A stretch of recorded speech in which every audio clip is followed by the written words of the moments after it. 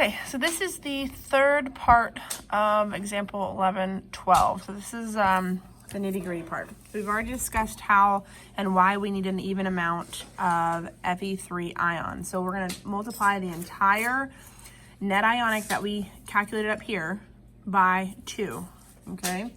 And so what that does, and I'm just going to kind of draw this, we're going to multiply everything, so that gives me 10 Fe2 plus 16 H pluses plus 2 MnO4 on minuses.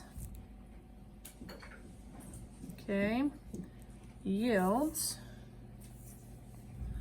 10 Fe3 pluses plus 2 Mn2 pluses plus 8 H2Os. Now, on the notes that you copied down, there was not a 2 in front of the MnO4. Make sure you do add that in.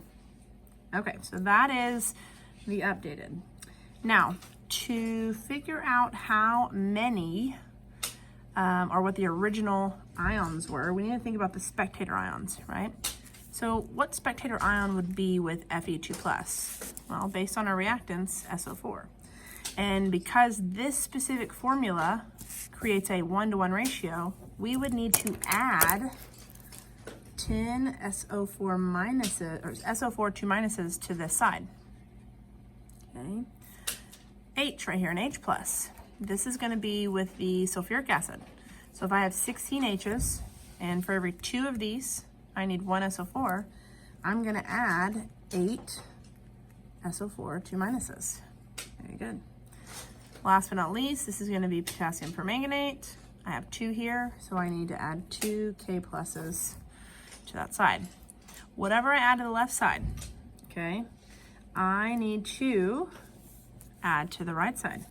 So to do that, I'm going to add a total of 2 K pluses and 18 SO4 2 minuses. Add to both sides. Okay, so once we do that, we can write the total ionic. Now it's going to look in a little bit different fashion than you are used to. So this first substance, since they're equal in coefficients, we can say 10, we're going to use brackets here, Fe2 pluses and SO4 2 minuses, plus, now this compound here that forms, H2SO4, we would form 8 of those, okay? We would need 2 H pluses for every 1 SO4 2 minus.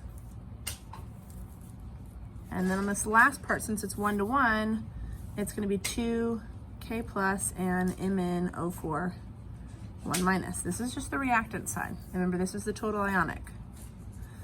Product side is a little more confusing. Okay, now I will tell you that H2O is not going to pair with anything else, so we can go ahead and write 8 H2Os. We can go ahead and get our potassiums kind of out of the way. So on our product side, potassium is no longer going to be with permanganate. Okay, it's not going to pair with iron, it's not going to pair with anything else. So the only other ion that it could pair with is sulfate. So these two right here, K plus, okay, is going to form in the total ionic 2 K pluses, and it will need, let's see, 1 SO4.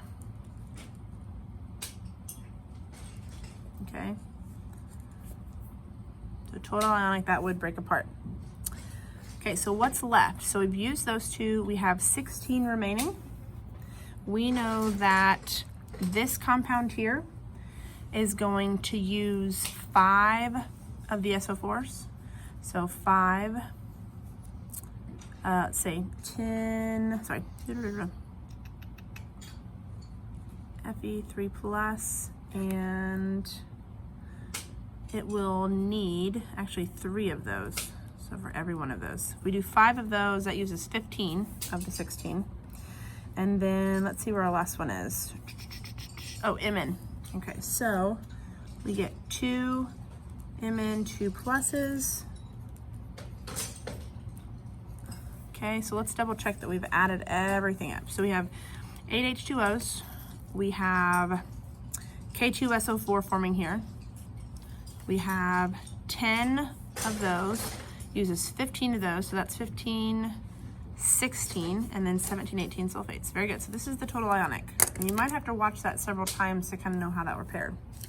Your formula equation, the original thing of what it should look like, really just has all of these paired together. So we have now 10 FeSO4s plus 8 H2SO4 plus 2 KMnO4 yields, now is the reactant side, let's do the product side, K2SO4, we have 8 H2Os. Here we have 5 Fe, or iron 3 sulfates. And we have 2 MnSO4s. Okay, that's our final equation. So, pretty long video. You might want to watch this a couple times, but that is the final answer on there.